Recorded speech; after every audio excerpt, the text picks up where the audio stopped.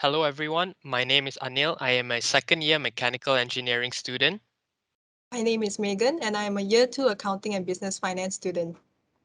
My name is Edina. I'm a 2021 Heriot-Watt University Malaysia psychology graduate, and I'm currently working here as a student success advisor.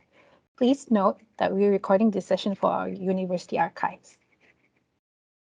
As we begin our Global Happiness Forum with the topic of laughter as its main theme, we would like to send a heartfelt welcome to everyone in our audience joining us from around the world. No matter where you're tuning in from, we hope that today's event will fill your day with joy, laughter, and happiness. A moment of laughter is a moment of joy, and laughing is a great way to create happiness. As we acknowledge the hardships of life, let's be grateful for what we have and create little pockets of happiness with laughter. All right, before we start, a few housekeeping rules. First, for those of you who wish to claim Heriot University CPD hours, Heriot University Malaysia Empower Points, and Heriot University Malaysia Student Ambassador hours for this Global Happiness Forum, please refer to the chat box to learn more about how you may claim these. For the 20 kilowatt Empower Points students, you will need to post at least one question in the chat and take a screenshot to upload when you claim your Empower Points. Second, your microphones are muted throughout the session, but we encourage you to submit questions to our speakers by using the chat function. We have three amazing guest speakers today. The first speaker will be Professor Sophie Scott, British neuroscientist, laughter expert, and stand-up comedian. Next, we have Malaysian philanthropist Uncle Kentang. Lastly, we have also invited the godfather of stand-up comedy, Mr. Harith Iskander. So kindly type in your questions in the chat box during each speaker session. The moderators will select the questions for our guest speakers to answer at the end of their sessions. Viewers whose questions get selected will win a mystery prize. So don't forget to ask as many questions as you can. To do this, click on the speech bubble icon, type in your question, and then hit send. Behind the scenes, we have a number of moderators who will be monitoring the chat. If they can answer your question, then they will post a response. All right then, let's give the floor to Fardeen, the President of Psychology Society at Heriot-Watt University Malaysia, to formally officiate the beginning of the 2022 Global Happiness Forum. Over to you, Fardeen. Thank you, Megan, for kicking off our Global Happiness Forum 2022. Hi, everyone. My name is Fardeen, and I'm the president of the Psychology Society at the Malaysian campus. It's fantastic to see so many of you joining us today. Every year, Heriot celebrates International Day of Happiness as a reminder to us all that happiness goes a long way in life. Today's theme is about the importance of laughter. For me, my friends are a constant source of laughter because all of them are jokesters. But it's different for everyone, and that is the beauty of it. Anyone or anything can be a source of laughter, and I feel that something that is powerful. We've got three amazing guests who will give us some insight through their own professional and personal life experiences, which I'm sure that all of them are extremely exciting. Although the topic for today's Global Happiness Forum is light and fun, it was actually chosen for a serious reason. The World Happiness Report ranks countries by their happiness levels, and since the global pandemic, there has been a decline in those happiness level in all 149 nations. I mean, I don't actually blame the scale because some might blame me on the COVID-19 lockdown, which has seen some rising mental health concerns, especially among teens and young adults. To put it close to home, we could blame it on the recent floods, which has displaced a lot of people from their homes. We cannot easily fix those things, but we can try to offer people a ray of sunshine through the dark clouds. And I do hope today the sun will shine on you. I could go on and on and on, but if I speak more, then I'll be leaving our special guests less room to put in their experiences. So, I'd like to say thank you and hereby officiate our Global Happiness Forum 2022 and enjoy. I'll pass the floors to our lovely MCs. Thank you, Fardeen, for the opening remarks. I would like to introduce our Provost and CEO, Professor Mushtak Al-Atabi, to give a welcome speech. He's initiated a number of programs at Heriot-Watt University Malaysia based on the positive education approach, and these are now being adopted across our global footprint. I'm delighted that Professor Mushtak is introducing our event today. Over to you, Professor Mushtak. Thank you very much, Megan. Ladies, gentlemen, friends, wherever you are, a very warm digital welcome to all of you. Thank you for joining our fifth Global Happiness Forum. This year is a very special year for Heriot-Watt University, Malaysia. It's our 10th anniversary. At Heriot-Watt University 10 years ago, when we decided to start a campus in Malaysia, our objective was not only to bring British quality education closer to home, to our Malaysian youth and the youth of the region. Our objective was also to enable our students at other campuses, particularly in the UK and Dubai, to experience Asia and experience Malaysia, because we believe when we experience each other's culture, we become the positive leaders that the world needs. So at Heriot-Watt University, we have that belief that through education, we can change the world, that through education, we can create a world that is sustainable, just, and also enjoyable. And hence, we are using what we call positive education. Positive education is a very unique approach to education, where we don't only focus on academic excellence, but on top of that, we help our students and support them while they build their character, they build their exceptional leadership skills, and at the same time, build their emotional capabilities and resilience skills. These are very important to succeed in a highly uncertain and highly complex world. We see our role as building purpose-driven leaders. Happiness is an important part of that, because while life takes us into its ups and downs, to remain motivated and be able to bounce back is a very important skill. And we believe it's a skill that can be built, that can be developed, and that can be nurtured. I think the United Nations also recognized that. So in 2013, they started that tradition of celebrating the International World Day every 20th of March, that is tomorrow. Since 2017, we actually started this tradition of having a happiness forum. And in 2021, we decided to go global, and we called it the Global Happiness Forum. And now it's open for audience around the world. And I believe with us are people from different parts of the world. So thank you very much for being with us and choosing to be happy and to be part of the solution that we want to see in the world. For this Global Happiness Forum, the topic that we chose was laughter. And with us, we have researchers, practitioners, and deliverers of happiness. And we are really proud and happy to have Professor Sophie Scott, to have Uncle Kentang, and also Harith Iskander to share their unique insight with us about laughter and about happiness. At the end of my speech, I just would like to once again thank you for choosing to be here. And I want to thank all my colleagues and my students who have been working for months to make this possible. May you all be happy. Thank you very much. Thank you, Professor Mushtak, for your warm welcoming words and introduction. I'm sure with that speech, everyone is really excited to kick off today's event. So without further ado, let's welcome our first invited speaker all the way from the UK, Professor Sophie Scott, who is a British neuroscientist, laughter expert, and stand-up comedian. Professor Scott is a director of Institute of Cognitive Neuroscience in UCL University College London, fellow of the Academy of Medical Sciences, and commander of the Order of the British Empire for her contributions to neuroscience. Before we begin, we would like to invite our dear audience to post questions for Professor Scott in the chat. Your questions will be selected and answered by Professor Scott at the end of the session. Please ask away, as those questions which will be selected will receive a prize. Hello, Professor Sophie. My name is Anil, and I'm joined by my co-MC Megan. How are you today? I'm very well, thank you. Good morning. Hi Anil. Hi Megan. Hi. Hi. So I think you're known to be like this really high-profile laughter expert, and we could even see your talks online and on TED.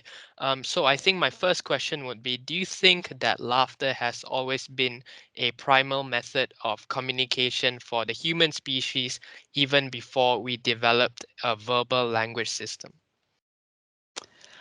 I think so. So if you look at humans, we tend to think of laughter as being something that's associated with jokes and comedy and humour, and we do laugh at jokes and comedy and humour. That definitely happens. But there was a psychologist called Robert Provine who did a lot of research into laughter and actually looked at people laughing. And what he noticed was that people laugh mostly in conversation. And in fact, if you get people to do diary studies and just write down when they laugh most when they're with other people. He found you're 30 times more likely to laugh if there's somebody else with you than if you're on your own. So he's looking at what's happening in those conversations, and he found that in conversations, people are still mostly not laughing at jokes, although they do laugh at jokes, but they'll laugh at comments and statements like, I'll have another cup of coffee, or I might miss my bus. And so if you actually look at the details of what's happening when people are laughing in conversations, and that's what laughter happens in these interactions, that's kind of where it lives. It is playing a very strongly communicative role because people will laugh to show they'll laugh to show that they know that unlike the people they're talking to, but they'll also laugh to show that they understand, they recognize, they agree with the reference. And in fact, Provine found that at any one point in time, the person who laughs most is the person who's talking. So the speaker is really using laughter to try and elicit these signs from people that they do understand, they remember, they recognise. And so if you think of laughter as being a form of communication, it seems to be a very, very widespread one. And if you look at the development that, and the literature is not strong on this, but there is some research showing that if you look at babies, laughter is, and this has been very well shown, laughter is the second vocal expression of emotion that is sort of produced by babies. So babies cry soon after they're born, and they use that very communicatively. And babies start laughing at around 3 months. And initially, it's a very reactive laughter. But by the time babies are sort of turning 1, so long before they're talking, they use laughter very communicatively. So there are studies showing that babies will use their parents' laughter to work out if situations are dangerous or not. If they set up an experiment where there's an experimenter doing something peculiar, like touching their nose or taking a hat on and off, doing something odd, the babies will look at their mums, and if the mums laugh at this behaviour, the babies are like, oh, this is fine. And if the mums don't, the babies are a bit more, don't know what's going on here. And also around that age, babies will start doing things to make their parents laugh. So one interesting aspect of laughter is not only that it's social, and in fact, when it first appears in babies, it's also social. Things like tickling and peekaboo, they get babies laughing. So you can't do that on your own. Someone else has to be there. So laughter from the outset is social, and it very, very quickly becomes communicative for babies. And you can almost see laughter as being something that is setting a framework for an interaction that then language gets built on, because babies learn language in interactions with their parents and other people. You don't get taught how to speak, you pick it up from these interactions. So it does seem to be something that has a very early roots for us and very important roots for communication. Thank you, Professor Sophie. I think that was very interesting what you said about laughter being social. So our next question to you is, do you believe that laughter is the best medicine? I think it is, but it's worth thinking about what that means. So laughter definitely changes your physiological state. So when you're laughing, you get a decrease in adrenaline, and in fact, so adrenaline is the sort of the neurotransmitter that makes your heart race, makes you, when you're anxious, adrenaline really kicks in. It's that fight or flight hormone. And when you have been laughing, that drops quite significantly. In fact, this is an experiment you can do on yourself. If you put a pulse oximeter on your finger that just measures your pulse, if you sit down to watch something that will make you laugh, you will notice that your pulse drops after you've been laughing. It'll go up while you're laughing because your body does quite a lot of work, but afterwards your pulse will be lower than it was before. And in fact, if you look really carefully, your pulse will start to drop in anticipation of the thing that makes you laugh. So there's actually quite a strong, and if you're expecting something to make you laugh, that adrenaline already starts dropping. It's a very, very quick effect. So it's very interesting. And you also, on a longer time scale, get a decrease in cortisol. And cortisol is a stress hormone that has a longer time scale effect. So cortisol is the thing that wakes you up in the morning, and it's why you sometimes feel a bit not great when you wake up. And if you're very stressed, you run high levels of cortisol, and it's not good for your health in the long term. And again, on a longer time scale, you find that if you've been laughing, you see cortisol levels drop. So it's doing this, it's having an effect on negative hormones. It's reducing their effect a bit. And in the positive direction, you get an increased uptake of endorphins. And when you laugh, and endorphins are the body's naturally circulating painkillers. And you basically use more of those when you've been laughing, which means you feel better. It feels good. You get that nice warm feeling, and you also you're better at coping with pain when you've been laughing. Now that seems to be because you actually get that kind of endorphin change after any kind of physical exercise. And it's interesting with laughter because actually you don't do much exercise when you laugh, but you still seem to get that same kick. And then the last thing that laughter does, and we still don't absolutely understand what this means, but it's associated with an increasing human growth hormone. Now, human growth hormone is important over your whole life. It's important when you're developing in the womb. It's important when you're growing as a child, as a teenager, and it remains important throughout your whole life in terms of not just bodily growth, but also the function of your immune system. So you get an increased release of human growth hormone after you have been laughing, and that could mean that there is a link to immune function, although that hasn't actually been proved, but that would certainly be a route for it. So there you have laughter, and you think, well, that's great. Let's have a fabulous, we should all just be laughing. But we've actually known in medicine since the 1960s that people do better after surgery if they're happy and laughing. But what that almost immediately turned into was sort of giving patients in hospitals funny films to watch, or doctors dressing up as clowns. And I think that's missing a really important part about laughter, which is we don't laugh randomly. We laugh in particular places with particular people. So I will definitely laugh most at something if I'm with my husband and our son. That's when I'll laugh most. Or if I'm with my family or a really close friend, that's when there'll be most laughter for my day, almost regardless of what we're laughing at. And I think that kind of social aspect of laughter is really worth bearing in mind, because it's worth thinking of laughter as actually being an index of your emotional state and your comfort. So laughter is something that arises because of other things that are feeling right for you. So you can't just sort of command people to laugh and expect them to get the benefits of laughter. You need to think about the social setting that's actually helping you laugh. And of course, that might contribute to the positive physiological effects of laughter as well. They're two sides of the same coin. You've got the laughter and you've got the social environment and the people where laughter will happen. So it's definitely worth always thinking about the two when you're thinking about it as a possible medicine. Wow, that was very insightful. I certainly have quite a few talking points about that. You mentioned about cortisol, which is obviously the stress hormone, and I think that sort of relates to maybe the next question I'm asking, and maybe you can elaborate a little bit on that. In a society where many young people today are feeling depressed or anxious, what advice do you have to give to them? Is it maybe an increase of cortisol production, or is it because they're not in a social setting that they're able to get that endorphin release? So, what do you think it is? I think it's definitely worth everybody, when you have teenagers onwards, thinking about letting yourself build space in your day and prioritizing space in your day when you can get to do the things that will make you laugh. Now, that was going to be different when I was a teenager. The things that made me laugh are not the things that make me laugh now, or the people that make me laugh now.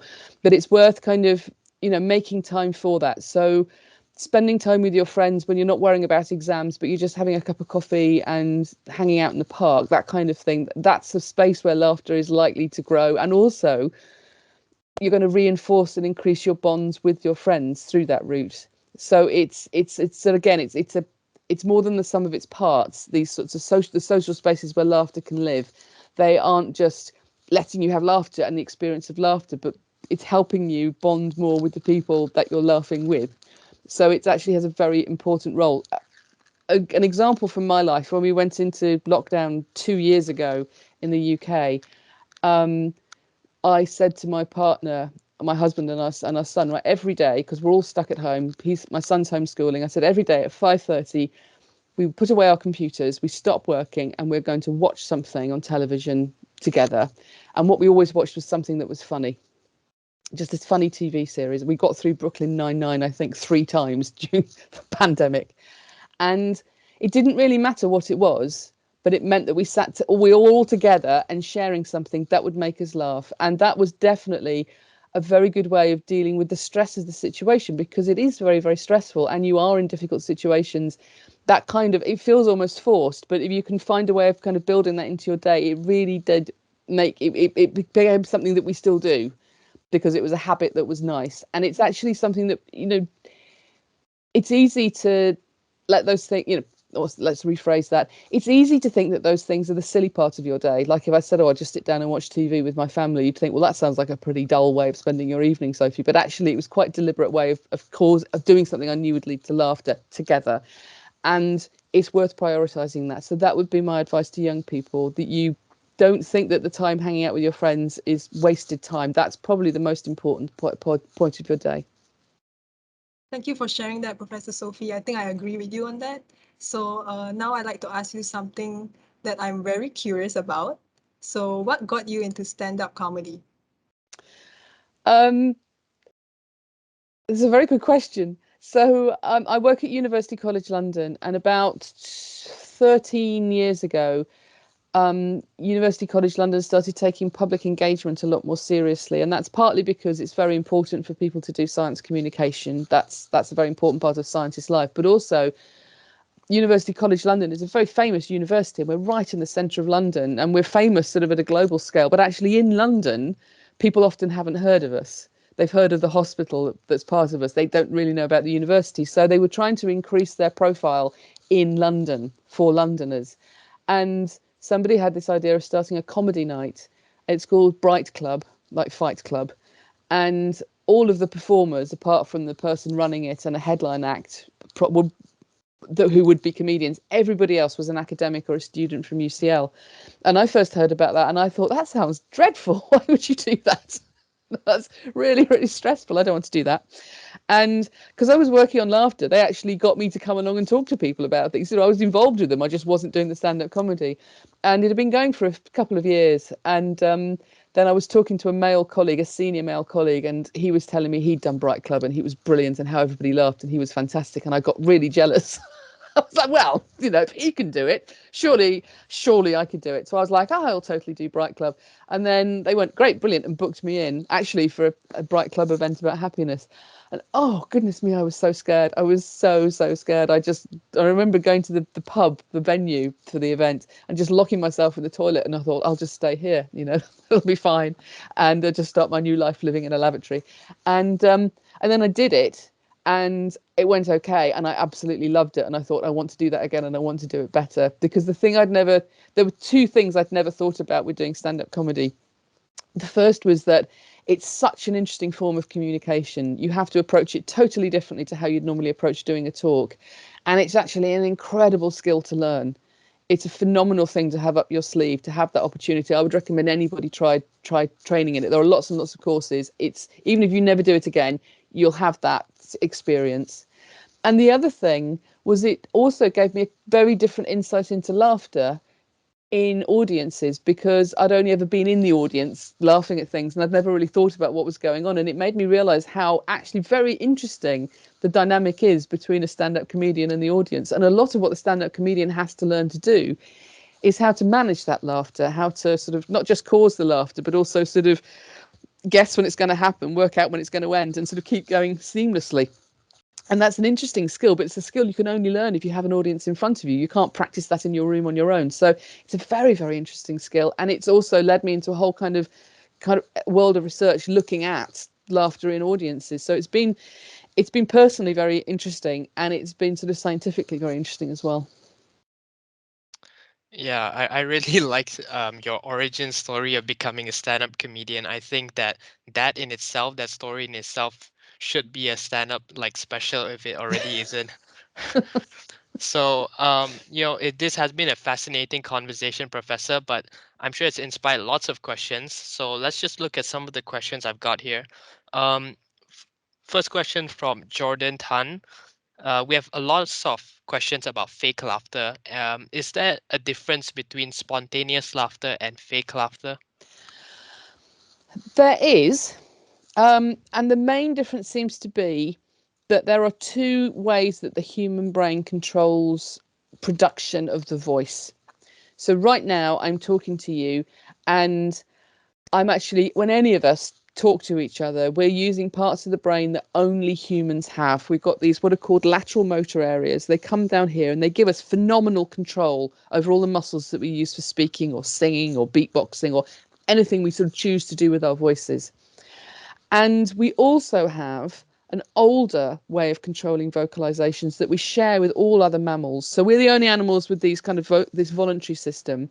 Then all mammals have got a midline system. It runs from the middle of the brain directly down to the brainstem, and it controls articulations that are involuntary. So if something frightens you and you scream, or something surprises you and you go, "Oh," that is that involuntary system working. Now, if you think about that applied to laughter, I think there are two different kinds of laugh. There's that really helpless, involuntary laughter when something sets you off and you often can't stop.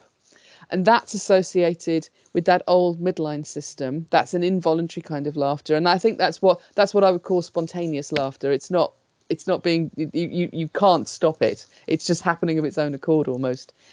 And then you have the world of laughter that's controlled by this more voluntary system, and that can include all sorts of different kinds of laughter, but they generally have more of a kind of communicative intent. So that might be somebody laughing very nicely, but they aren't laughing, they're laughing in a conversation with a friend, but they're not actually helpless with laughter. Or it could be somebody going, ha ha ha, because they just want to laugh and they're not actually they're not liking something at all. Or it might be someone going, ha, something almost like just an emblem, like a sarcastic thing. So there's a whole world of involuntary laughter, well, voluntary laughter and then involuntary laughter. And I suspect actually a lot of what laughter you encounter in conversation is a little bit of a mix of the two, because it's not, the laughter can sound very spontaneous in a conversation, but actually it starts and stops very quickly, unlike helpless laughter, but also it doesn't sound fake.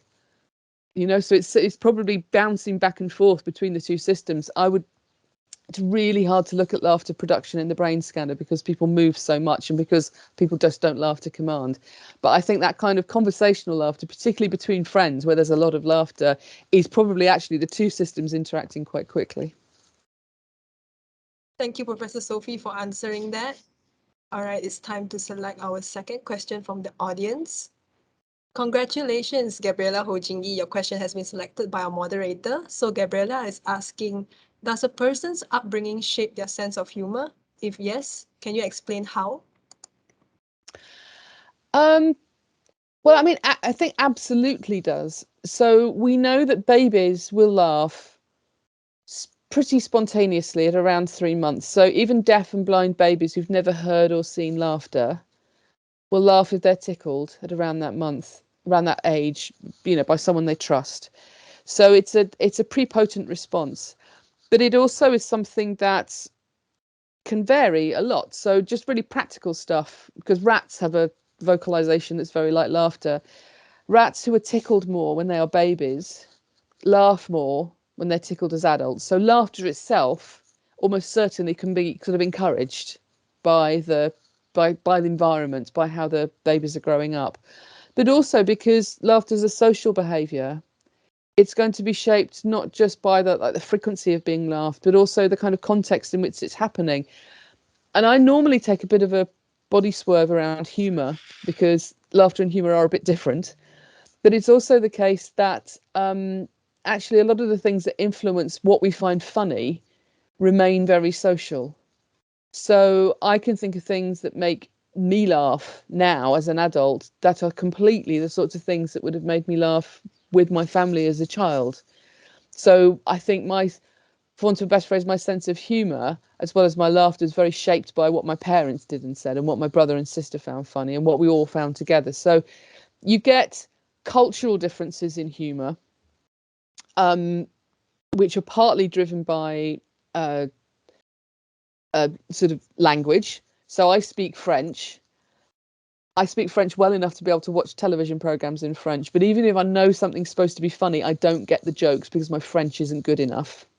And also I don't understand the cultural aspects. So there are things that are funny in the UK. We find different accents of English very funny, and that's something that would not necessarily translate to another country. In English, watching television in English, watching an English television program that made jokes about that would be hard for somebody who wasn't English to actually follow, because the whole point of that would seem strange, or could be very different, and you might not even be able to hear the differences that are being laughed at. So you get these cultural differences, and that's probably by, when you look at humour that tends to cross cultural boundaries, it's often non-verbal humour, like Charlie Chaplin or Mr. Bean. That works without, you can sort of understand that there are fewer barriers to understanding what's going on, because there's no language at all. But even then, within a culture, there's tremendous individual variation in what people find funny, because everybody has a slightly different sense of humour, and that's because we've always got different developmental trajectories. So I think you're absolutely right, probably one of the main things that actually determines our sense of humour are the experiences we have growing up, and also not just with our family, but in your teenage years, the things that make your teenage friends laugh will also make you laugh. It's that sort of shared experience as well. So it's incredibly embedded in our social development. It is our sense of humour, I suspect. Thank you very much, Professor, for your very insightful response. Congratulations to the lucky winners who got their questions chosen, Jason and Gabriella. Our team will contact you on how you may receive your mystery prize. Unfortunately, we are running short of time for Professor Sophie. If you had your questions not selected, don't worry, we will still provide a response after this event. So thank you for your feedback. Um, and thank you very much, Professor Sophie. We know that you have a very busy schedule, and thank you very much for taking time out of your schedule. Thank you very much. I really enjoyed it. Thank you for the great questions. Okay, thank you very much. Have a good weekend, and goodbye. Bye-bye. Thank you. Bye, Anil. Bye, Megan. Audience, this is your chance to take a quick break. We'll be playing an intermission video here, and our next speaker will be in 5 minutes. See you soon. Education should empower our students beyond academic achievements.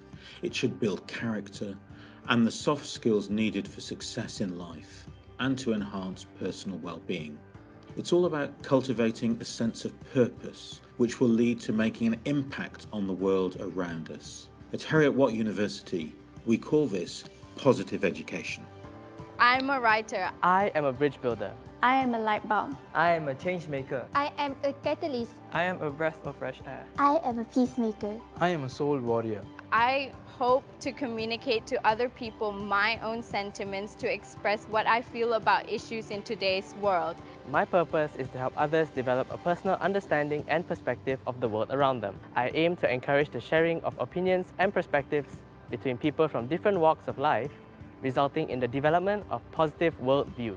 My purpose is to encourage and support the community around me to reach the best versions of themselves.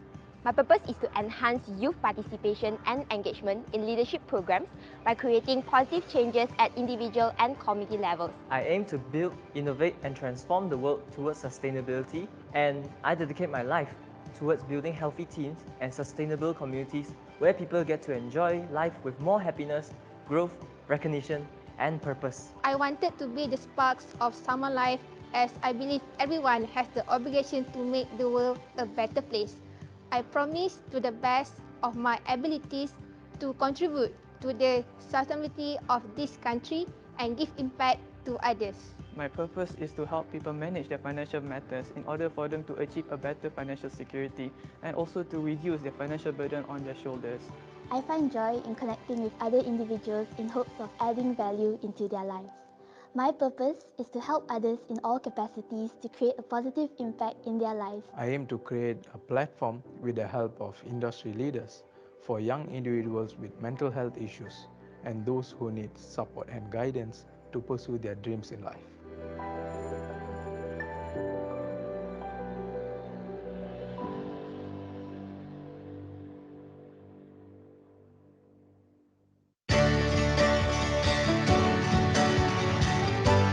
Since our storied beginning in Edinburgh, UK over 200 years ago, we have been outward-looking pioneers of education.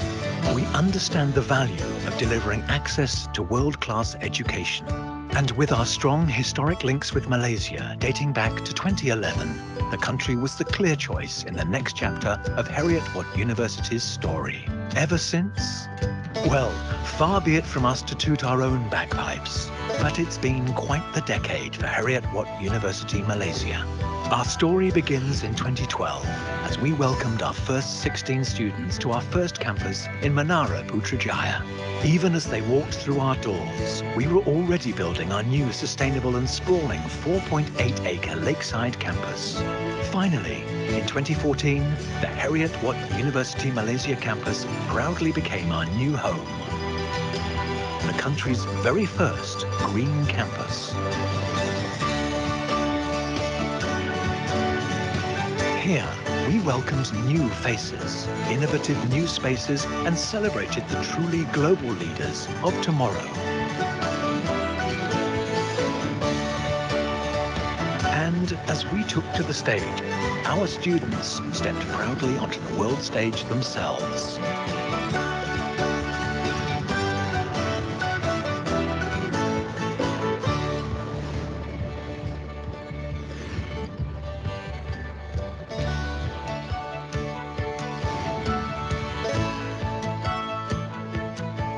It's been an amazing decade where our students discovered new places, experienced new cultures, and expanded their horizons along the way, where they became true global citizens, learning to thrive in a fast-changing, globally connected world. Here's to 10 years of diversity and inclusivity, of discovery and progressiveness, of delivering impact and driving purpose, of work and play, and building truly global, future-ready graduates. Heriot-Watt University Malaysia. What a decade! Psychology brings us together. Can we make a change in ourselves? You need to understand how people think. Psychology can affect every aspect of a person's mental health and life. It helps us adapt and teaches us the ability to cope with overwhelming situations. A lot of the questions that psychologists ask themselves is what they could do to facilitate a healthier society. Can we change culture for the better? What is it that makes each of us so unique? It's complex and there's so many variables. We are discovering new things about how our brain works every day. Heriot-Watt has opened my eyes to what is possible. We always have to keep on researching and finding out whatever we don't know. Learn from each other. Making people understand that it's okay sometimes to feel the way they're feeling. Just talk it through. There's so many industries that benefit from psychology. Business psychology, clinical psychology. There's loads of opportunities. We're all together in this world. Psychology can really help you work together towards a better society.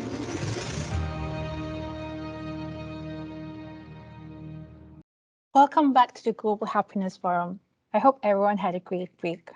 Just a quick reminder, for students who want to claim in PowerPoints, you will need to post at least one question in the chat and take a screenshot to upload it when you claim your points through the Empower system. Now, we would like to introduce our next speaker, Mr. Kwan Chi Heng, a renowned Malaysian social activist and philanthropist. Better known as Uncle Kentang, he has dedicated his life to helping the poor and needy. He is the founder of Community Policing Malaysia, CPM, a local NGO that was initially set up to keep the community safe, but now has evolved to provide help to the underprovided. Among the many initiatives and contributions, led by Uncle Kentang, include the 10-cent paramedic services, delivering daily necessities to those in need, and 1 ringgit accommodations. Last year, he was awarded the Commonwealth Points of Light Award on behalf of Queen Elizabeth II for his exemplary volunteerism and service to the community. Before we begin, we would like to invite our dear audience to post questions for Uncle Kentang in the chat. Your questions will be selected and answered by Uncle Kentang at the end of the session. Please ask away, as those who get their questions chosen will receive a prize. Hello, Uncle Kentang. My name is Megan, and this is my co-MC, Adina. How are you doing today? Hello, Megan. Hello, Adina. I'm okay. Good here. All right. Thanks for inviting. Thank you for participating in our happy event today. So, hi, Uncle Kentang. My name is Rina. So, I'll be your second MC for today, and I will start with asking our first question. Is that all right for you? Yeah, sure. All right. So, Uncle Kentang, can you share with us why you are known as Uncle Kentang in Malaysia? For our international audience, Kentang is actually the Malay word for potato. So, what's the story behind your name? Okay, I was giving rice to the underprivileged, and one day I was around for some time, and I saw them cooking the white rice and eating with just the sauce, soya sauce. I asked myself, what can I give better to the children? Because most of the children were not, because they have only white rice and without any other vegetable. So I asked myself, what can I do? And I asked my doctor friend, he said, he gave potatoes. Normally, I will go around with a sack of potatoes and other groceries, and hence, I don't give my name because I don't leave my name there. And they nickname me, called Uncle Kentang. Uncle Potato is coming. That's very interesting, Uncle Kentang. So your passion to help others is truly admirable, but you must have faced many challenges throughout your journey as a philanthropist. How do you keep a positive outlook when you are faced with obstacles? You always remember that you only pass this path once in your life. Yesterday was gone. So whatever good you can do today, do it, because tomorrow will be another new day.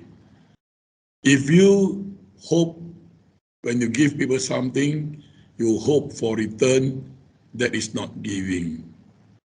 There are a lot of challenges like criticism. There's also some people will ask you why you only give me coffee but not Milo, or something better, better beverage. So you have to take that in your stride, because give from your heart, not give from your hands. Hence, you cannot take back, your heart cannot take it back. So the challenges is actually a plenty, but it is not a challenges at all to us, because when we give, we truly give. We don't hope that you say you praise us, or you may say something good about what we give it to you. I do not wait for people to say thank you or whatever, because you know that they need it. It's logical that you give it to them. So there's no need to wait for the word thank you. And if people criticize you also, challenges like, you want to deliver them. During this COVID time, it's really a big challenge, because you want to see them. Some of them are COVID positive. So how are you going to deliver the things? By putting it at the doorstep, it may look like you do not respect them. But sometimes we have no choice. We just need to leave it at the doorstep and tell them that we have no choice, because we are so afraid of the COVID. The biggest challenges nowadays is the COVID pandemic. That is problem. I see. Thank you very much for your answer, Uncle Kentang. You have a very big heart. Thank you for helping our local communities, especially during this very difficult time, which is the COVID-19 pandemic. So I will ask the next question. So Uncle Kentang, we are celebrating Global Happiness Day, which will be happening tomorrow, but we're celebrating early lah today. So and our theme for today is laughter. So Uncle Kentang, what do you think about the power of laughter? What do you think about that, the power of laughter? Yeah. Of course, the laughter is very contagious. and also it's a way of distressing yourself. I always tell people to laugh and to smile because to me, happiness is what I call that is create within yourself. You can brood for the whole day. You can suck for the whole day, or you feel no good for the whole day. But why should you waste the day? You laugh it off. The biggest problem will be resolved with your laughter because you create that type of positive vibes around you, and you bring good feeling to others. I think laughter, I'm very sure that laughter is one of the essence in our life every day. Not, you don't miss it one day. If you miss it one day, that means you will be, short-changed. Because I think we should laugh every day. I think many people smile, but they don't laugh. When you laugh heartily, you actually exercise your heart, exercise your face, everything. You become more prettier, and you become more younger also. So don't hesitate to laugh and also to enjoy your life. I love your positive outlook on life, Uncle Kentang. So what never fails to make you laugh? I think nothing. I am a.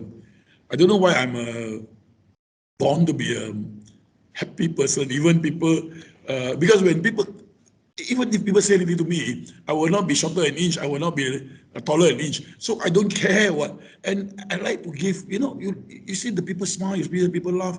You feel so good. When you go back and sleep, you go back and rest. You finish your day. You ask yourself, have I done my best today? Have I given my best to my country, to this society? Because I am at a very senior age, and I can say that I like to give something back to this society, to our country, to our people, to everyone. That is one of the things that I believe. Laughter is one of the. When you laugh, people like you. When you laugh, even animals, if you laugh animals, the dogs also, when you laugh, the dogs, you see the dog's face, the animal face, the dogs, actually your pet at home. When you go back, your face very moody, but you laugh with the dog, your dog will jump and wag the tail, everything. You say, these are people that, even creatures understand happiness, not only human being. All right?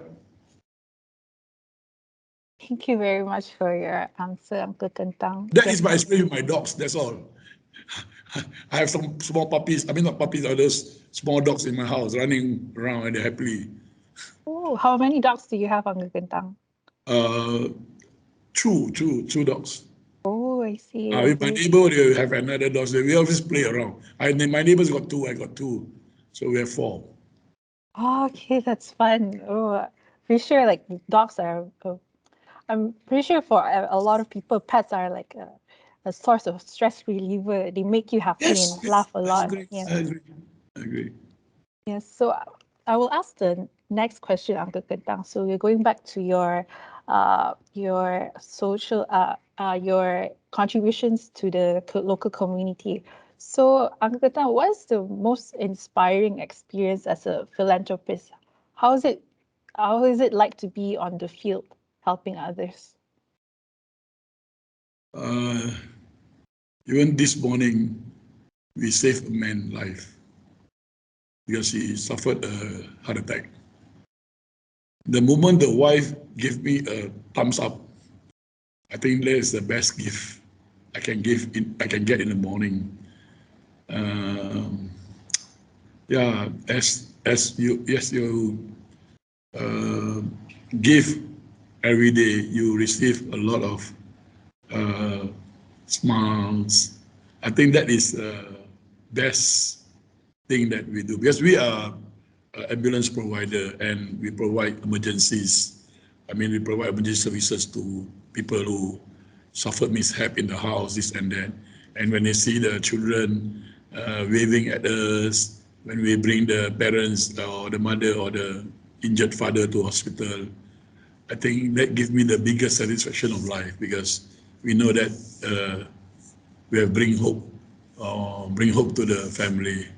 And once if we save the life, that is the best thing. And life is so precious. And I have one lady who came and hugged me and cried because in the morning we saved the father. He said, "Thank you, uncle, for bringing back my father alive to us. We will miss him if not for your work done this morning." She came personally to me and gave me a big hug and say, "Yeah, there are so many touching moments, because suddenly we save some children, we save, these are the things that I think inspire us to move on and to work harder, for the society, for the people. I hope one day you all can join me and we'll make we make the society better. Yes, thank you, Uncle Kentang. I'm really moved by your story. So, if people in the audience are also moved by your story, how can they support this Uncle Kentang initiative? Like, if I want to volunteer, how can I sign up?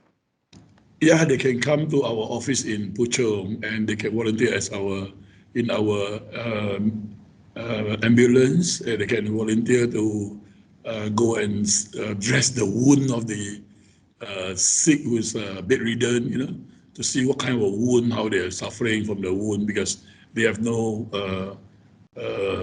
money to take an ambulance to the hospital to dress their wound. So our wound team will go to them and dress their wound, and we can see a lot of sufferings these people have, and you can really change your life. I always tell people, come to serve as an ambulance provider for 2 weeks, and you can see the different way of life, scope of life. So you will cherish more moment. So that is where you can register yours and you can become our volunteer and for part-time money. But if you can stomach the blood, the vomit, all these things, if you can stomach it, then yes, they can work in the ambulance. And also the emotion is very high. So you see life and death in a short while, it can turn to a death, or so you need to be emotionally prepared also. Yes. Kentang, for this very engaging discussion. I believe many of our audience have submitted their curious questions for you in the chat box. So let's see whose questions have been picked by our moderators. First question is from Huda. Congratulations, Huda. So Huda is asking, what is your secret to being happy by giving without expecting anything in return? What is the secret? The secret is no secret, but I really love, you see, our happiness is seeing others happy. If you stay in an island yourself, how are you going to be happy?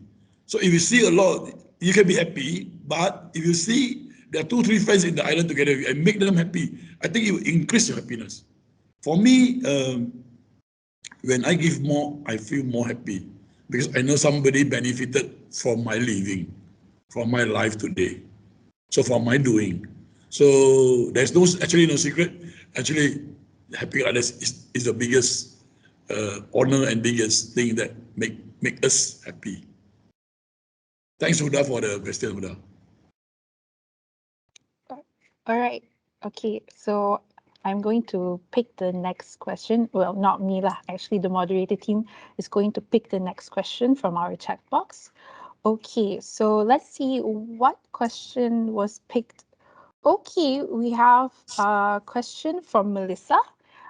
So Ms. Alyssa is asking, we have had quite a few of our audience who are curious to know what makes you laugh during the hard times.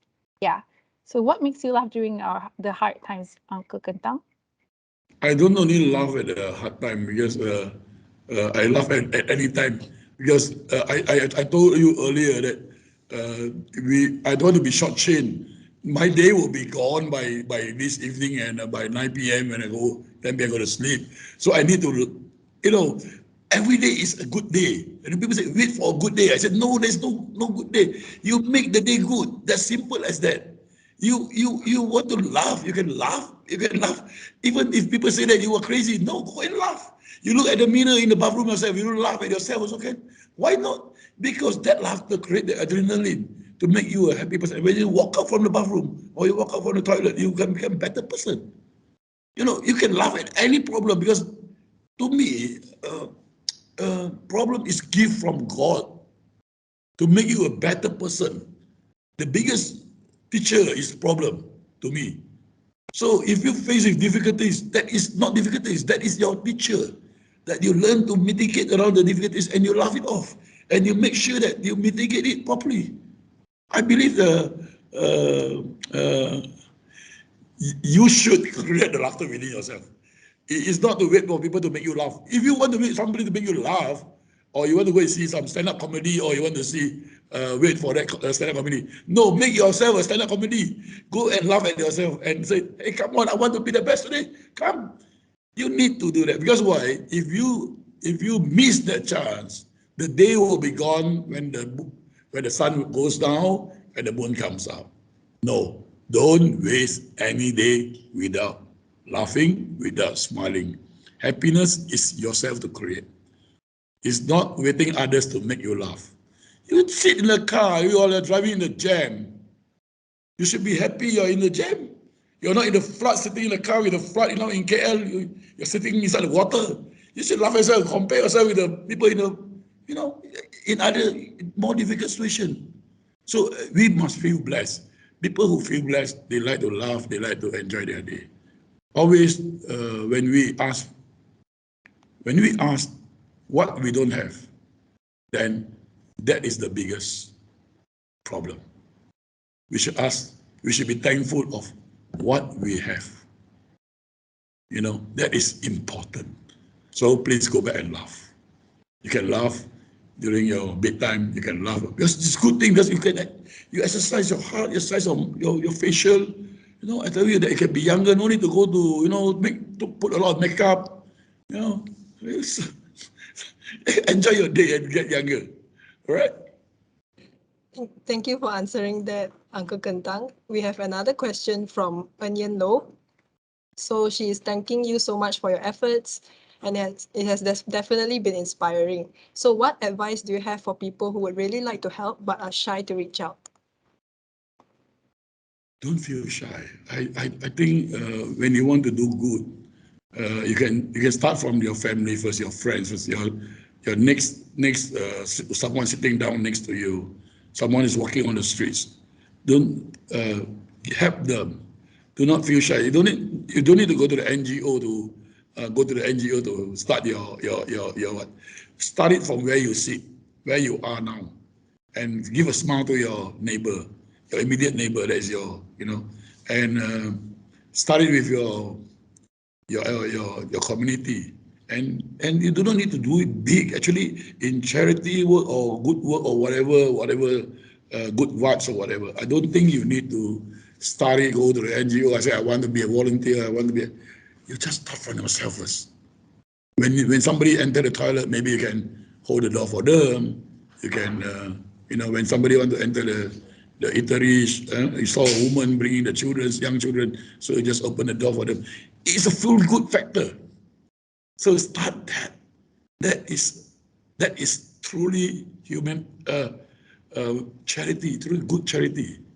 I think that is, someone across the road, auntie across the road, you don't need to hold a bag, but you make sure the road is clear for the auntie to cross, because you do not know what the auntie is carrying. So I do not ask the person to help the auntie to carry the things, but make sure that the traffic is being cleared for her to cross. And yeah, start small. Don't need to be shy. If you want to be shy, I want to go to the NGO and reach out the NGO, say I want to be a volunteer. No. Just start with your friends. Give a smile to your next.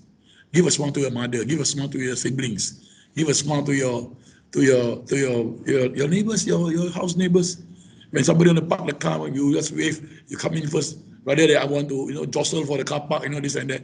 These are good things should happen in Malaysia and other countries. It should happen. It is way of life. Happiness is the way of life. It's not that something that we need to culture. Need to to cultivate. It's already cultured in us. This is very important, and we can make the whole world a better place. I hope so too, that we can make the whole world a better place. I really like your advice on how we can start small. We don't need to create an NGO out of nowhere. We can always start small with our neighbors and our friends. So I really like your advice, and I'm going to humbly remind myself as well that, let's start helping others and let's spread the joy to everyone. Okay, so I will be asking, actually our moderators have selected another question from our chat box. So we have a question from Ashley. And Ashley says, "You always seem so busy helping other people. How do you make time for yourself or practice the hobby that makes yourself happy?" Oh, my hobby is helping others. So I'm in the hobby itself. So there should be, it's the most enjoyable thing when you lift someone up. Most enjoyable because you know that their life has been changed by your action. That is my hobby. Because I think my passion is how we can create a better society for others. Rather than, I enjoy riding motorbikes. So, I can ride my motorbike to go and help others. Rather than, but yes, if we say I got other hobbies, when I reach home, I will listening to songs and I will read a book. That is also part of my way of relaxing myself. But my main hobby is to see others smile and others to laugh. That is important because you will feel extremely good when you pop your head on the pillow. You know that today you have changed someone's outlook, someone's life, and you have touched their heart. The most important, you have touched their heart. And that person will touch other people's hearts. And this world will become better by your action. And it will ripple down. The action will ripple down. I always tell people, when I help you, you don't need to thank me. You can help another person.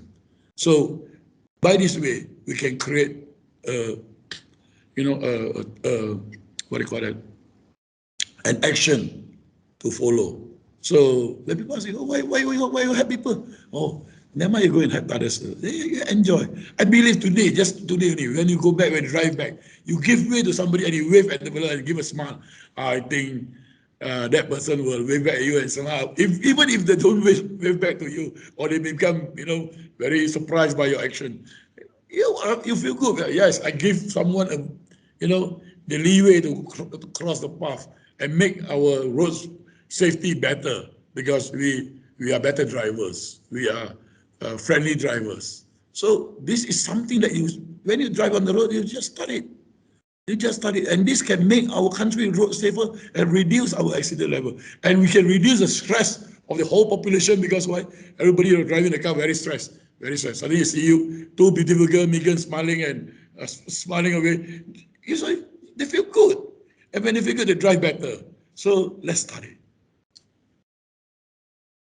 Thank you, Uncle Kentang, for answering all the questions. And congratulations to all our lucky winners, Huda, Melissa, Anyen, and Ashley. Our team will contact you on how you can receive your mystery prize. Please refer to the chat box for further details. And audience, don't worry if your questions weren't selected. We will compile and provide response after this event.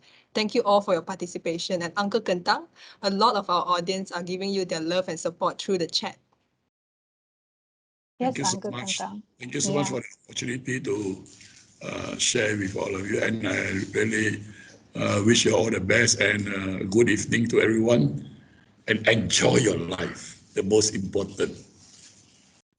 Thank you so much, Uncle Kentang. We wish you all the best and good luck in your journey to help those in need. All right, then it's our time. It's time for the next intermission session. We will be giving everyone a 5-minute break. So please go and grab your cups of coffee and take a break, and we'll be back soon. Thank you. Thank you. Thank you, Uncle Kentang. Bye-bye.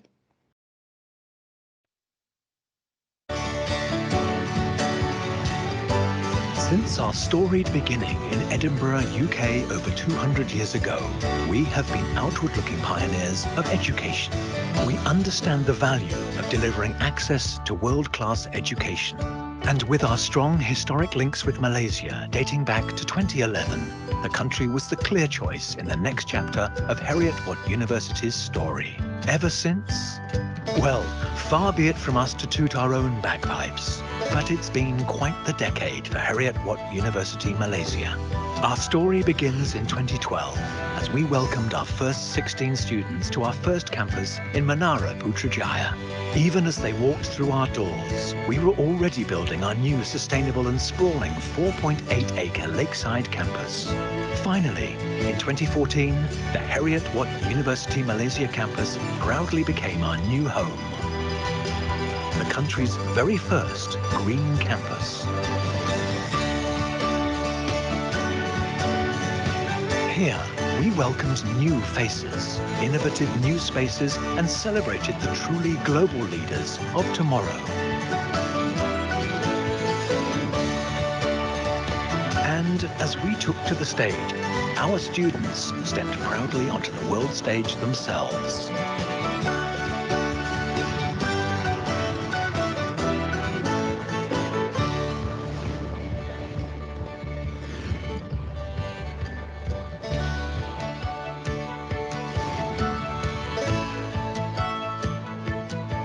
It's been an amazing decade where our students discovered new places, experienced new cultures, and expanded their horizons along the way, where they became true global citizens, learning to thrive in a fast-changing, globally connected world.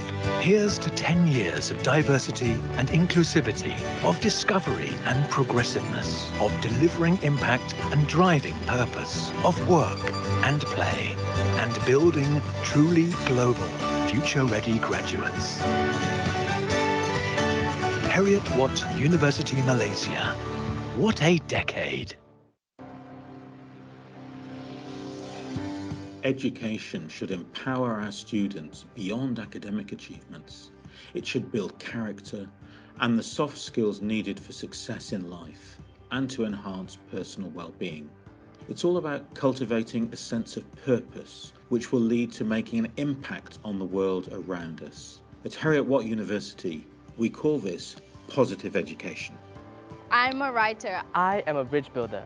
I am a light bulb. I am a change maker. I am a catalyst. I am a breath of fresh air. I am a peacemaker. I am a soul warrior. I hope to communicate to other people my own sentiments to express what I feel about issues in today's world. My purpose is to help others develop a personal understanding and perspective of the world around them. I aim to encourage the sharing of opinions and perspectives between people from different walks of life, resulting in the development of positive worldviews. My purpose is to encourage and support the community around me to reach the best versions of themselves. My purpose is to enhance youth participation and engagement in leadership programs by creating positive changes at individual and community levels. I aim to build, innovate, and transform the world towards sustainability, and I dedicate my life towards building healthy teams and sustainable communities where people get to enjoy life with more happiness, growth, recognition, and purpose. I wanted to be the sparks of summer life, as I believe everyone has the obligation to make the world a better place. I promise to the best of my abilities to contribute to the sustainability of this country and give impact to others. My purpose is to help people manage their financial matters in order for them to achieve a better financial security and also to reduce their financial burden on their shoulders. I find joy in connecting with other individuals in hopes of adding value into their lives. My purpose is to help others in all capacities to create a positive impact in their lives. I aim to create a platform with the help of industry leaders for young individuals with mental health issues and those who need support and guidance to pursue their dreams in life.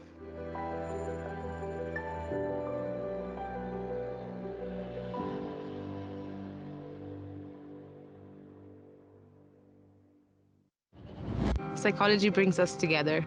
Can we make a change in ourselves? You need to understand how people think. Psychology can affect every aspect of a person's mental health in life. It helps us adapt and teaches us the ability to cope with overwhelming situations. A lot of the questions that psychologists ask themselves is what they could do to facilitate a healthier society. Can we change culture for the better? What is it that makes each of us so unique? It's complex and there are so many variables. We are discovering new things about how our brain works every day. Heriot-Watt has opened my eyes to what is possible. We always have to keep on researching and finding out whatever we don't know. Learn from each other, making people understand that it's okay sometimes to feel the way they're feeling. Just talk it through. There's so many industries that benefit from psychology. Business psychology, clinical psychology. There's loads of opportunities. We're all together in this world. Psychology can really help you work together towards a better society. Hello everyone, welcome back to the Global Happiness Forum. Now it's time for our final speaker, the one and only Harith Iskander. Harith Iskander is a Malaysian actor and comedian. He's considered to be the godfather of stand-up comedy in Malaysia and has won numerous titles including Asia's Best Stand-Up Comedian Award 2014 by Top 10 of Asia magazine and was crowned the world's funniest person in 2016. All right, before we begin, we would like to invite our dear audience to post questions for Harith Iskander in the chat. To all Heriot-Watt University Malaysia students, if you want to be eligible for Empower Points, then this is your last chance to post a question in the chat and take a screenshot as approved. Some lucky viewers will have their questions answered by Harith at the end of the session. Please ask away as those who get their questions chosen will receive a mystery prize. Now is the time you guys have been waiting for. Let's give it up for Harith Iskander. Hey, thank you very much, Alina and also Anil. Good morning, good afternoon, and good late afternoon to everyone out there watching from UK, in Edinburgh, I believe, and also in Dubai and Kuala Lumpur. My name is Harith Iskander. First of all, just to let you know, I have my eye on the chat, and I want to make this as engaging as possible, and I will be referring to everyone there. So let me know in the chat if you can see me and you can hear me clearly. So Ruben Alfong, what's up? Aisha Chua, Rebecca Teng, I see you. Hello, Mr. Harith, says Amira. Hello to you. Can you guys hear me? Can you see me? Are we all good before we jump straight into what is going to be a session for the Global Happiness Forum? Just let me know that you guys can see me. Can hear me, can see me, all good, loud and clear. Gabrielle says loud and clear. Amanda says loud and clear. Noor Hisham, it's blowing up. It's blowing up. Anyway, guys, first of all, thank you very much for having me, Heriot-Watt University. You're actually here, right here in Kuala Lumpur, where I am, and you've been around for the last 5 or 6 years. I went to university ages ago. I went to university during the time that television was still black and white. All right, we're not even talking CDs or Blu-ray discs. We're talking VHS videotapes back in the day. So I wish I was your age right now, that I could go back to university and just like hang out with everyone out there. Okay, guys, here's what's going to happen. I'm gonna begin my show in just a moment. Let me know where you're watching from. Oh, Jennifer Ratabi says handsome. Jennifer, I have no idea. You must be looking at somebody else, but thank you. So Joanna's watching from Sabah. Hodgson is watching from Edinburgh, Scotland. Just to let you know, my late mother was actually Scottish. Yes, my late mother was Scottish. So she had a slight Scottish accent. Yeah, my mom had a slight Scottish accent, but she moved to Malaysia in about the 1960s, and she became Malaysian. So Malaysia and Scotland, I'm going to spend a bit of time talking about those in Edinburgh. We have a little bit of a connection. Do you know that the Malaysian football team at one time had a Scottish coach? That's right. Coach was amazing. The team sucked. The team lost every game, but not because of the coach. The coach was great. The problem was they couldn't understand him. He was Scottish. Half time, the team would come into the changing room and the Scottish coach would be like, all right, lads, here's what I want you to do. All right, then you've got to just run across. You've got to heed the ball. You've got to heed it across me. You can't be running down there and just me running around like a haggis. What's wrong with you, my wee laddie? And the Malaysian football players are sitting there going, "Oh, well, what's he talking about?" But every time the coach said, "Do you understand?" Malaysians were so kind. We don't like confrontation. When the coach said, "Do you understand?" Malaysian players would be like, "Yeah, I understand." No idea what he said. That's not actually a true story, by the way, ladies and gentlemen. Just to let you know that well, it's slightly true, but it's not totally true. However, everything that I say this afternoon will be true. Now, to those of you who may not know me, my name is Harith Iskander. I am a stand-up comedian, an entrepreneur, and also I have my own NGO. And the gentleman that you saw just before me, Uncle Kentang, we have actually collaborated and worked together. Uncle Kentang is an amazing philanthropist. He's out there he's literally out there on the streets, working with the homeless, saving babies. He's a one-man absolute machine, and much respect to Uncle Kentang. So, as I was saying, I'm a stand-up comedian. I did not go to Heriot-Watt University. I actually studied, my university was actually in Australia. I went to Perth, Western Australia. Aisha says, I can feel my endorphins increasing.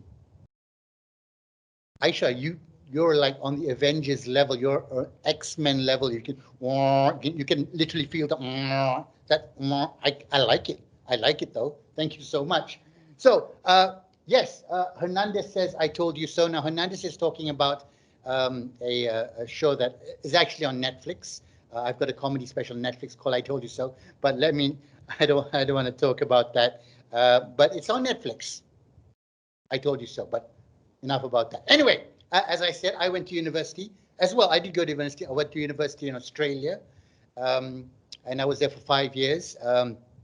But I went, of course, way before the pre-pandemic time.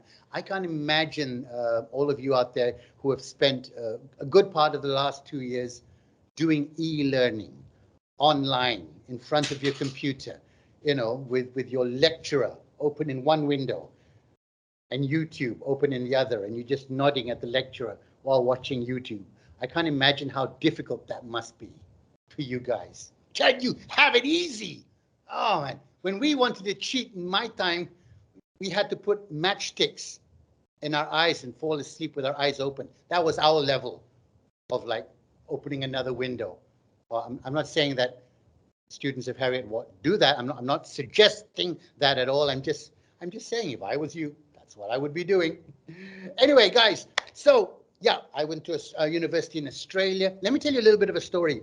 I left Malaysia at the age of 17, graduated high school, and I went to Australia. And I got a big cultural shock in the education system there because when I went to Australia, I went to the Curtin University in Australia, and I did communications and cultural studies. Exactly. I took a degree that would not get me any job at all. What the hell is communication and cultural studies?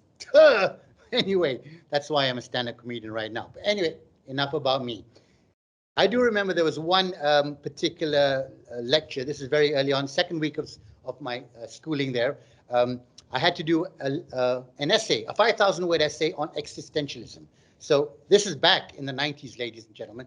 I actually went to the library. Do you guys know what a library is? It's like Google, but in a building.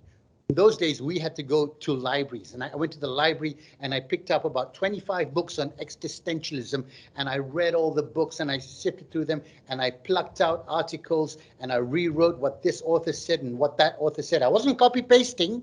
I was actually rewriting. This author said this, that author said this, and I did a wonderful 5,000-word essay and I passed it up to my lecturer. When my lecturer gave me back my paper, I got a 62 out of 100. I was upset. I went up to my lecturer, me, Malaysian boy. I was like, John, because in Australia, you can call your lecturer by your first name. In Malaysia, cannot. In Malaysia, you're like, boss, Tuan, Sir, Tan Sri, Dato, Professor, Doctor, whatever the title is. But in Australia, it's John. My lecturer was John Ludbrook. He was like, what is it, Harith? I studied hard. I read all the books. I did a really good essay. Why did you only give me 62? And my lecturer said, Harith, there's nothing wrong with your essay. Everything is good. You've read all the right books and you've quoted all the correct authors. The only problem is you've only told me what the authors thought. I don't know what you think. There's nothing in your essay that tells me what you think. I want to know what you think. And I was like, huh, John, I'm Malaysian. I don't think.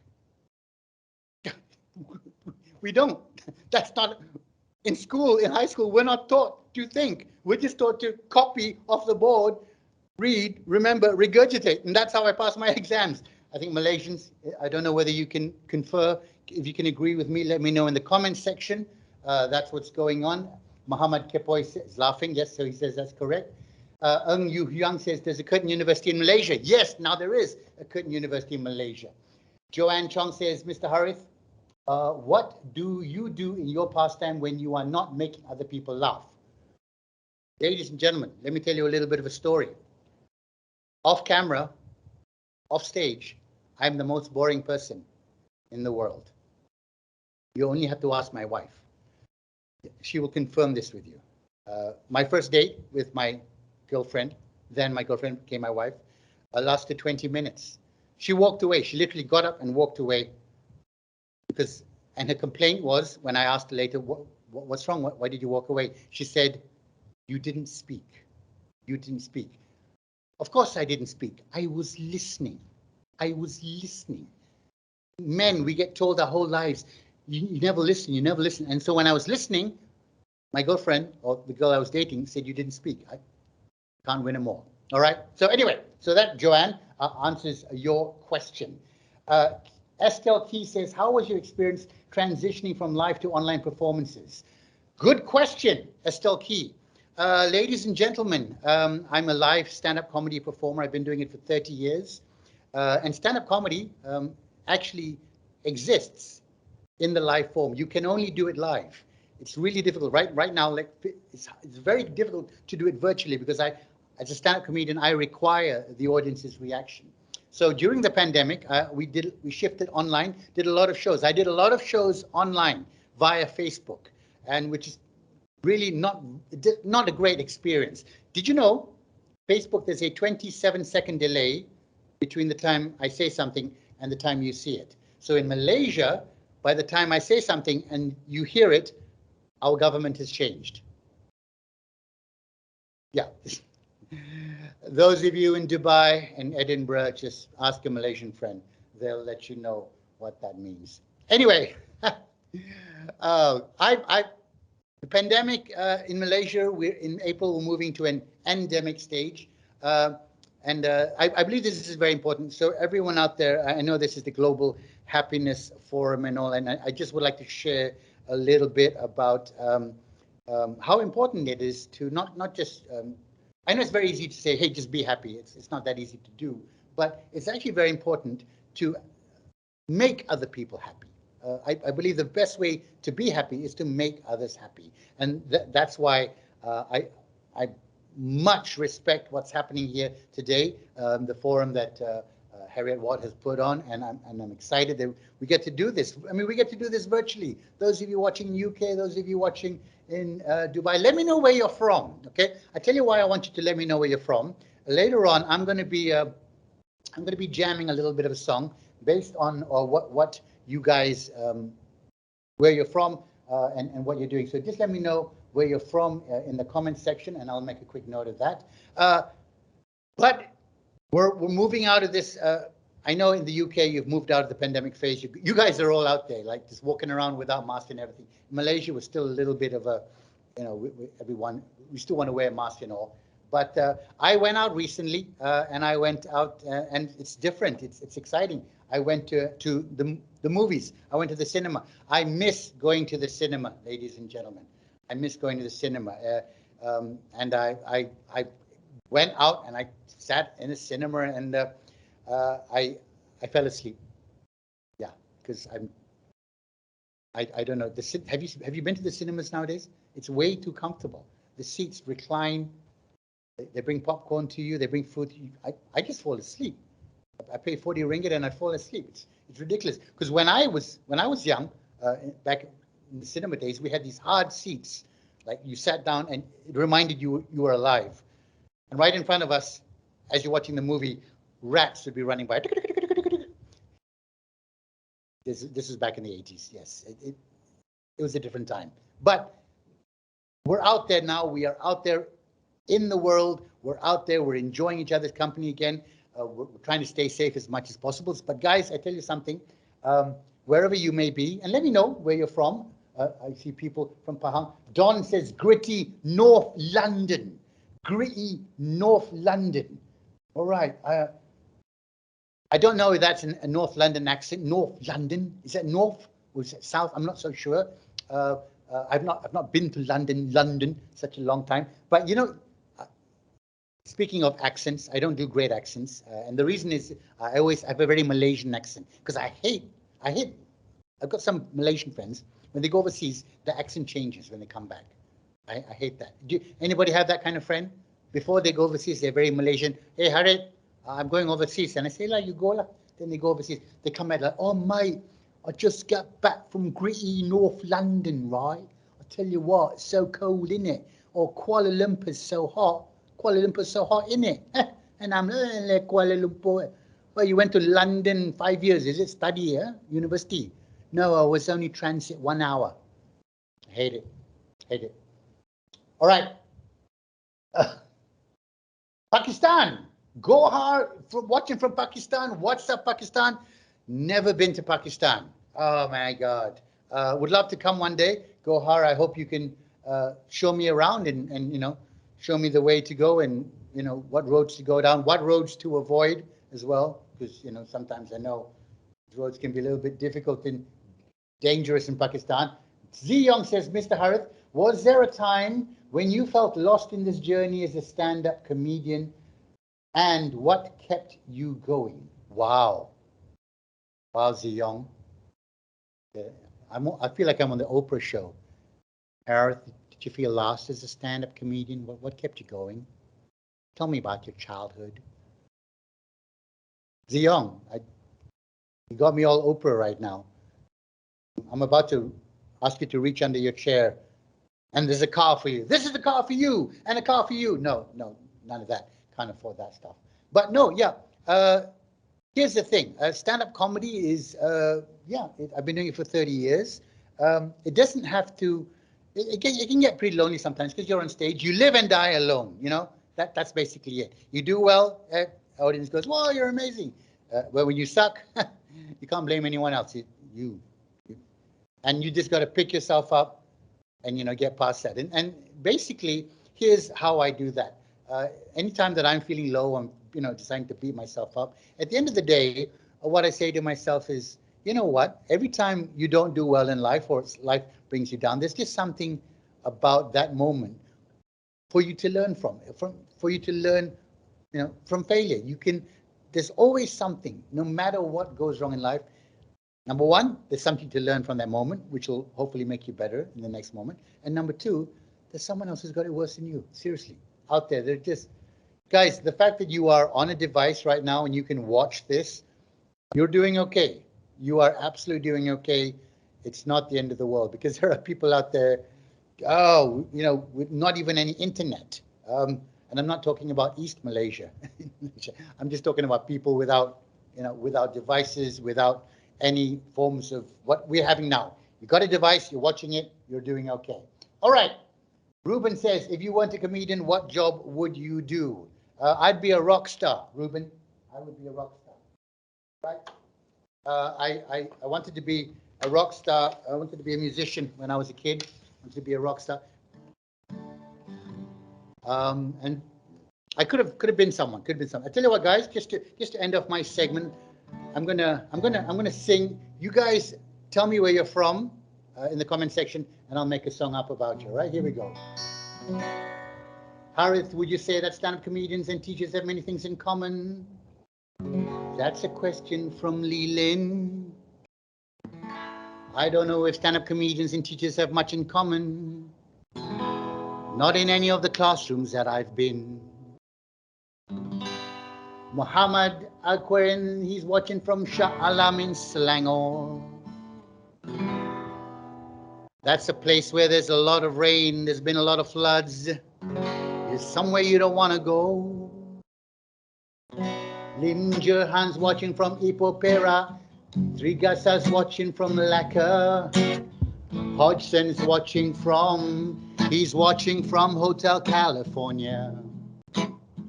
Mustafa's watching from Malawati. Gohar is watching from Pakistan. Naglan says you are not funny, you're a whole lot more than that. You did the rhyme, Naglan. You did the rhyme. Thank you very much. Okay. Jason Lee Kenyong Lee, he's from Wakanda. I know that reference cause I watched the Black Panther. That was the movie I told you that I fell asleep in. So although I went to watch Black Panther, I don't know the end. All right, last verse now, right now. Mala's watching from Port Dickson. That's a seaside town down south. I would say if you're talking about England, it's probably something like Portsmouth. Portsmouth. I'm Malaysian, what do I know? But anyway, there's something I need you to hear and see. My name is Harith Iskander, and I'd like to say thank you to Heriot-Watt University. Thank you very much for having me on the Global Happiness Forum, guys. It's been an absolute pleasure, an absolute honor for me to be on this virtually and just reaching out to everyone. Thank you so much for joining me in the conversation. There's nothing better I like to do. You know what?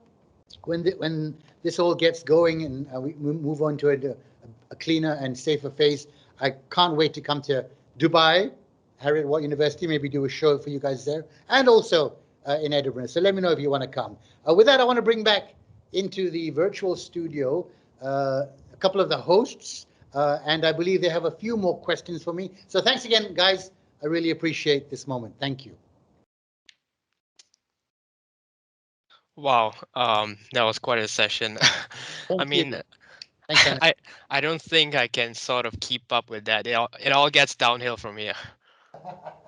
No, you guys are doing a great job.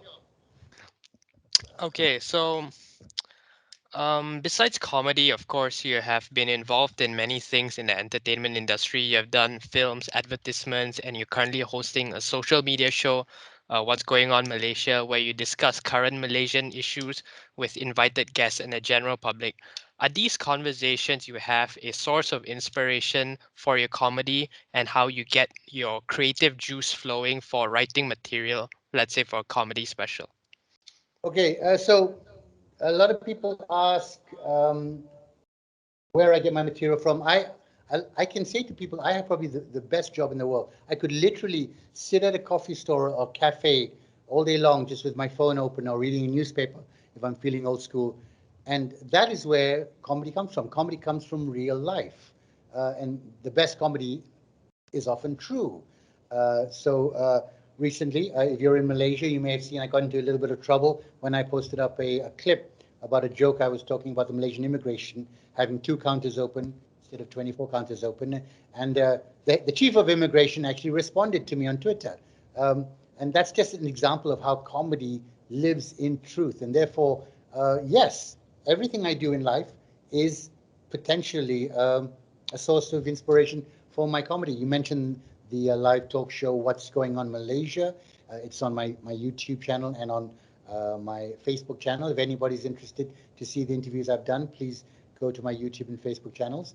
But yes, the best comedy comes from truth. The best comedy comes from life. And therefore, there is nothing, for example, today, this virtual moment with Heriot-Watt may become, a comedy routine in the future. So yeah, I hope that answers your question. All right, thank you very much for your answer, Harith Iskander. So I'm going to ask the second question. So Harith, you've made millions of people all around the world laugh with your hilarious stand-up routines and your social media posts. You're pretty much a mega superstar. So my question is, how about you? What makes you laugh? My wife, she's The reason she makes me laugh is because she laughs at the stupidest things. I could actually legitimately, and this is the true story, I could legitimately trip, like step into a hole, trip and fall, almost breaking my leg. My wife will laugh. And not only will she will laugh for 5 minutes. Then she'll stop laughing, and 2 hours later, start laughing again when she remembered how I fell. Yeah, so no, but no, seriously. My late mom used to make me laugh. My late mom, I mentioned to you, she was from the UK. She used to make me laugh a lot as well. She had a wonderful British sense of humor. I remember one time when she was live, the movie Titanic came out. Took my mom to watch the Titanic in the cinema, and we sat down in the cinema. And as we were waiting for the movie to begin, 3 elderly ladies walked in to sit in front of us, and my mother just looked at them straight face and said, "Ah, last remaining survivors of the Titanic." Yeah, true story.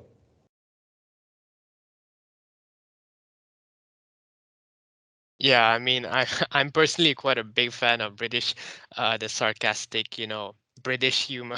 So it was really nice hearing that.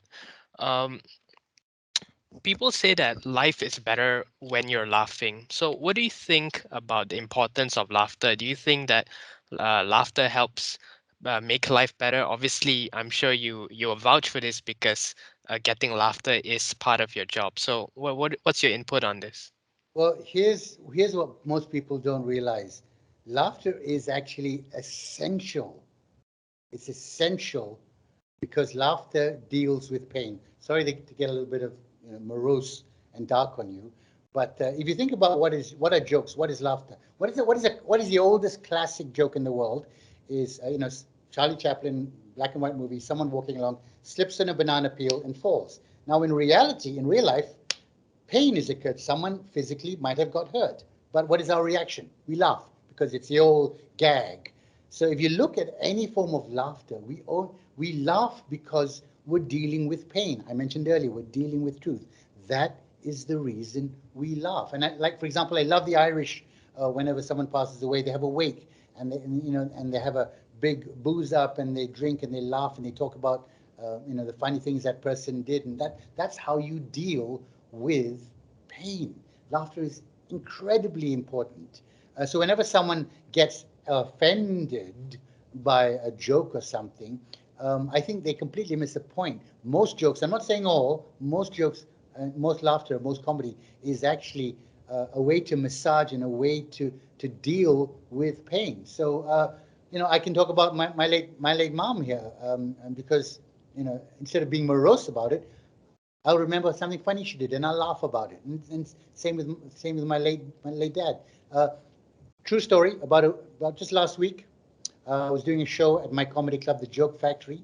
There's a lady who came alone. I saw her at the back of the room. She came alone. After the show, she came up to me and she said, "Oh, the last time I was here at your comedy club was 3 years ago, before the pandemic, and I was with my husband." And I said, "Oh, what happened to your husband?" "He passed away of COVID in 2020." And that was the first time she'd come back to the comedy club to watch the show, where the previous time she'd come with her husband. And she said, "Thank you for making me laugh." It's like that is a perfect example of why laughter is essential. So I'm not saying, oh, laughter is the best medicine, yada, yada, yada. It's essential. Full stop. Thank you, Aris, for the answer. I also believe that, like laughter is it helps us to, endure the hardships of life. So I'll be asking the next question. So we're seeing a lot of younger people making comedy sketches on social media nowadays. So what do you personally think about this? And do you think that this has changed the playing field for modern aspiring comedians? Well, I don't think it's changed the playing field. Yes, the playing field has changed. Here's the thing. All new platforms, all new mediums that come along, be it TikTok or Snapchat or whatever, whatever's created in them. Now we're in the era of content. Content is king, and you as an individual are your own media hub. You are a content creator. We no longer have to rely on television or studios to produce funny content for us, we can do it ourselves. And therefore, yes, it's changed the playing field, and I'm all for it because, yeah, granted, not everything is funny, ha ha, but you cannot, I myself do not look down on or do not disbelieve or sniff at and say, oh, this is not real comedy, this is not real humor. Someone showed me a clip the other day on TikTok of, just some reaction, and someone said something, and there was, 46 million views or something. Now, I didn't find it funny, but I found it interesting that 46 million people responded to this 12-second clip on TikTok. Now, am I going to go around saying, but that's not funny, why are 46 million people watching it? No, I'm not going to say that. It's like food. Malaysians, if you're Malaysian, you probably love this food called nasi lemak rice. If you come either from Edinburgh or anywhere else, it's rice with chili, peanuts, cucumbers, and God knows what. And you'd say to yourself, what the hell is that? You can't say this food is good, this food is not. Taste is taste is taste. Same with comedy. But as long as you laugh, and you release, by me, that's all good. Okay. That's very true, Mr. Harith. I believe, yeah, certainly comedy, and which is an art form by itself, is very subjective. So thank you very much, Harith, for taking time out of your busy schedule. It means a lot to us, you joining our event in our university and making us laugh this wonderful evening. So we hope that you have an amazing weekend ahead. And yeah, so we wish you the best, and thank you again for attending our event. And thank you for having me, and thank you for inviting me. I'll see everyone soon. Take care. Bye. Bye. Thank you. As for the audience, those questions which Harith chose will receive a prize. So just the moderators will will get in touch with you. So just take note on that. So for our next session, let's welcome Professor Deborah Hall, who is the Malaysia's first professor of positive psychology, and she's the head of the Department of Psychology on Malaysia campus.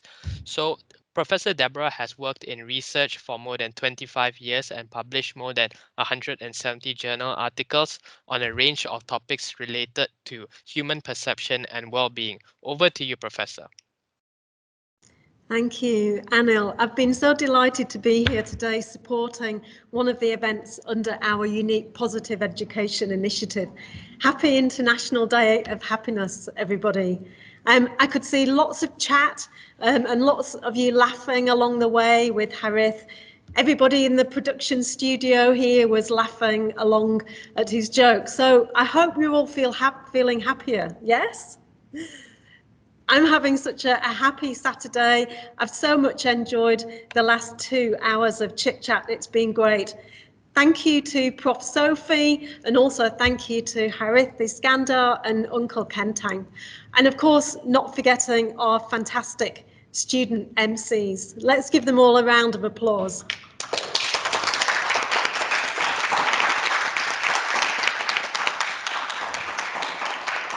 And the event has run so smoothly today, and that's down to a whole production team around me who've been working really hard behind the scenes. There's too many people to mention individually, but please, audience, do give them a round of applause to show your appreciation.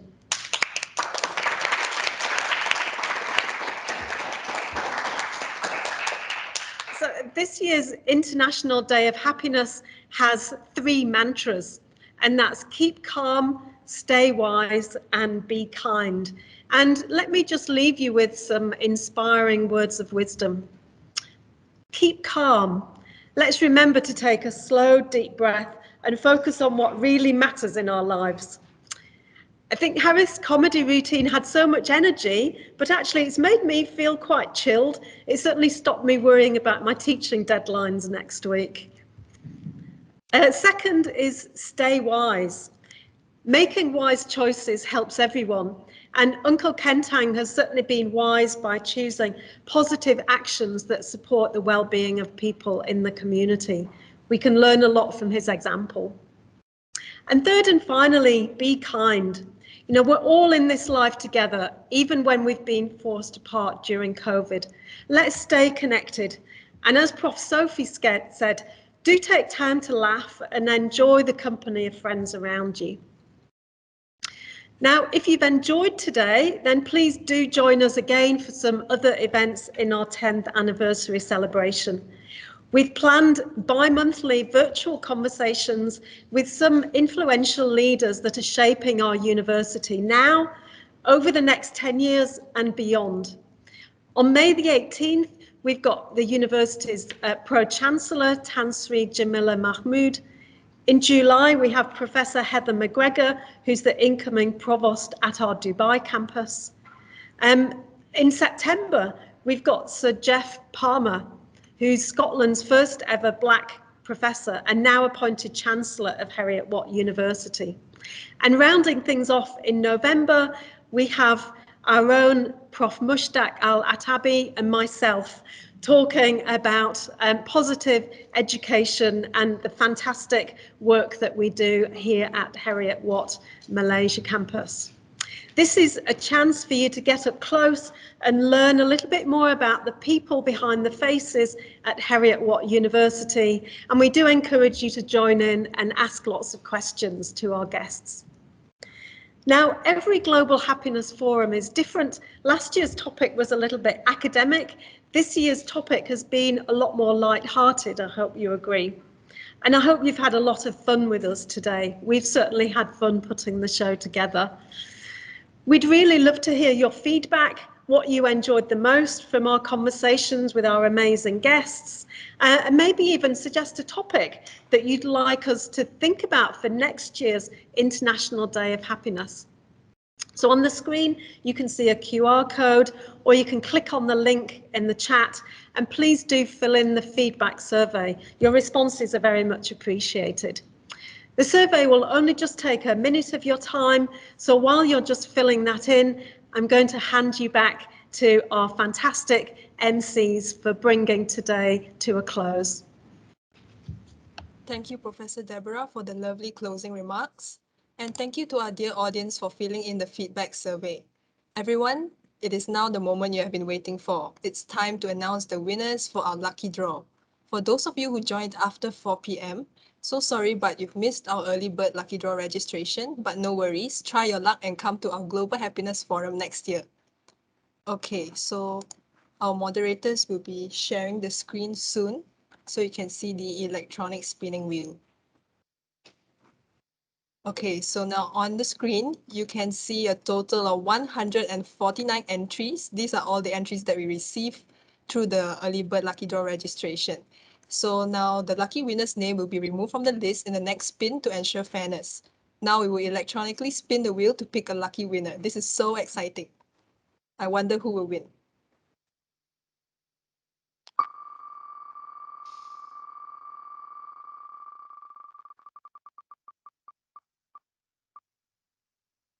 And our first lucky winner is Zaim3670. Congratulations! So now Zaim's name will be removed from the list. All right, it's time to spin the wheel again for the second time. Let's see who our second lucky winner is.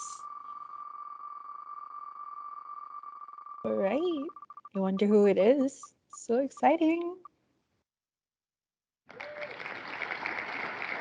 All right, congratulations, Asha. You are our second lucky winner. Congrats. Okay, your name will be removed now. Let's spin the wheel again. As we all know, the third time is the charm. So the third winner is...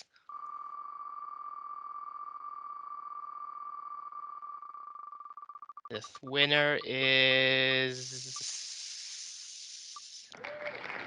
Kokman Y 9662. Congratulations on winning the prize. Our moderators will get in touch with you. Now let's spin the wheel for our fourth lucky winner.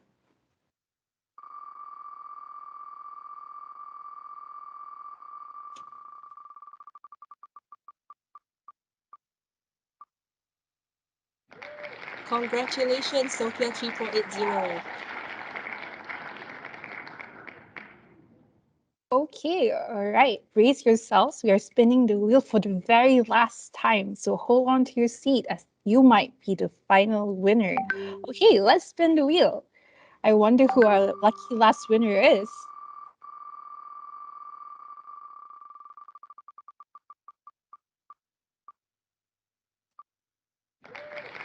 Enyan, congratulations! You are a lucky final winner. Congrats, Enyan. All right, to all of our 5 early bird lucky draw winners, congratulations. Our team will contact all winners after the end of today's session. Please refer to the chat box to learn more on how you may redeem your prizes. Unfortunately, everyone, that's all the time we have today. We would like to thank our speakers once again, Professor Sophie Scott, Uncle Kentang, and Mr. Harith Iskander. It's really a great pleasure to talk to all of you, and we know how busy you are, so we really thank that you take time out of your busy schedules to join our university event. And also, we really grateful that you were able to discuss about the power of laughter and happiness with our audience today. So we really hope that everyone had an amazing time today. And so, to our dear audience, thank you for tuning in and goodbye from us. Take care, stay safe, everyone, and hope your day is filled with laughter and joy. See you next year.